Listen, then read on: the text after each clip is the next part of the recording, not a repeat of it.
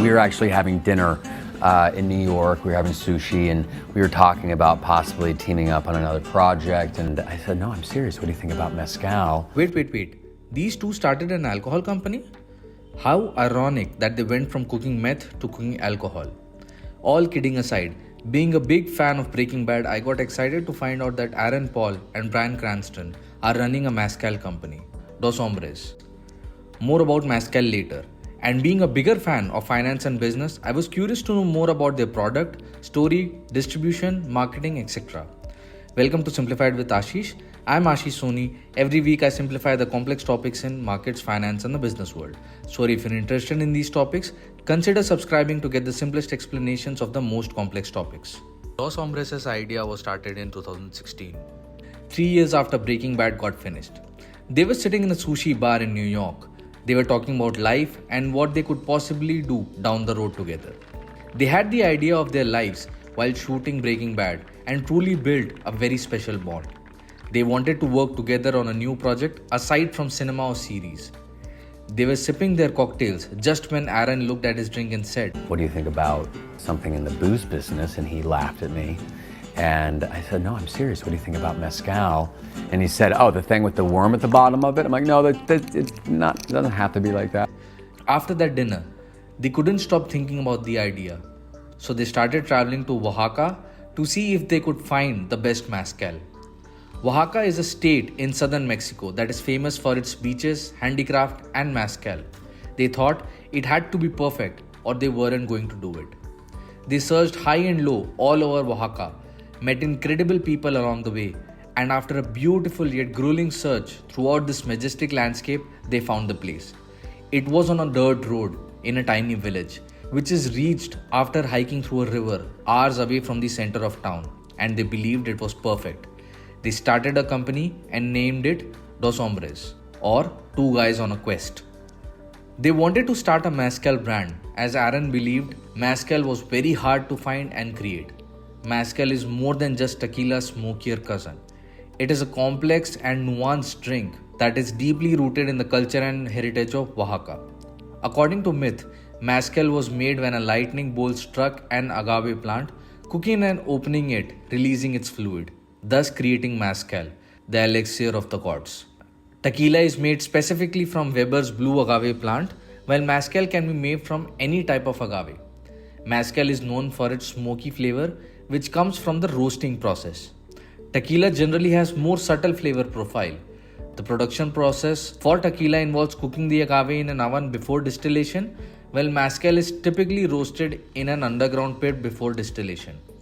Mezcal has a long history in Mexican drinking culture and is often sipped neat or in cocktails. Tequila is often consumed as a shot with salt and lime. According to Straits research, the mezcal market was $340 million in 2022 and is expected to grow to $2.1 billion by 2030, growing impressively by a greater than 22% growth rate. As I told you, they wanted to create the best mezcal possible.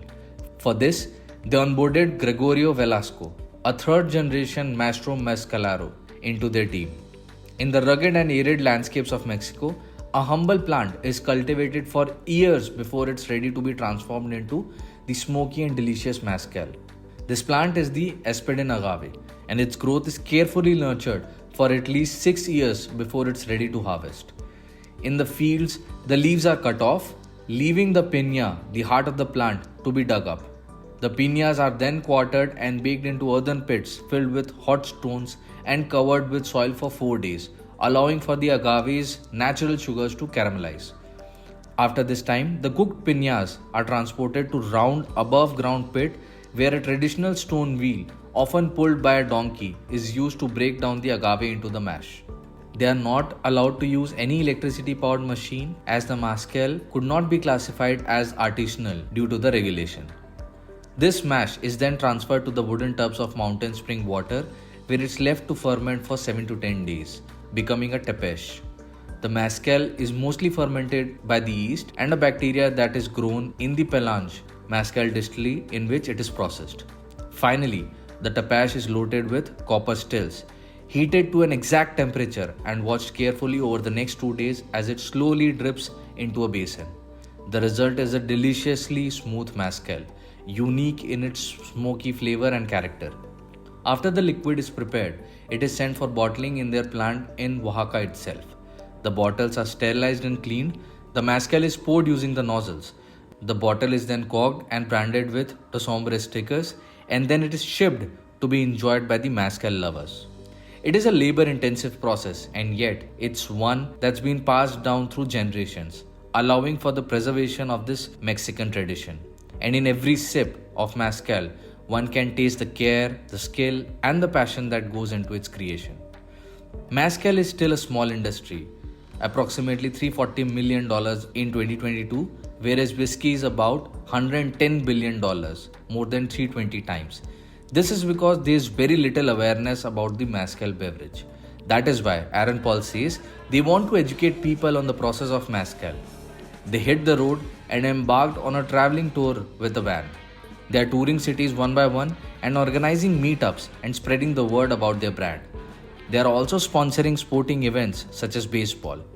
To sell, they are stocking the liquor stores in states with mezcal bottles, 500 to 1,000 of them being autographed by Bryan and Aaron themselves. They sell mezcal bottles to places such as bars, pubs, liquor stores, restaurants, hotels, etc. They are also delivering online through Drizzly and Reserve Bar in the USA, through Selfridges in the UK, and through Amazon in Mexico. The duo has been amazing in Breaking Bad and now are doing very well together again with their journey through Dos Hombres. As a fan, I'm looking forward to more of their journeys together. That's it from my side. In the next video, I'll simplify how a 100-year-old brand, Coca-Cola, made the marketing blunder of the century. If you don't want to miss it, subscribe and click the bell icon. Thank you so much for watching.